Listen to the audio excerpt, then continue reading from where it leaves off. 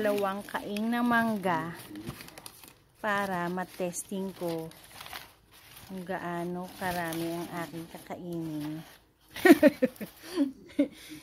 Yan, tsaka ilaw para mas marami pa akong kainin hilaw. Yan, hilaw na mangga, hinog na mangga. Yan, pakaraming mangga. Mukhang napakasarap naman ng laman. Galing itong Pangasinan.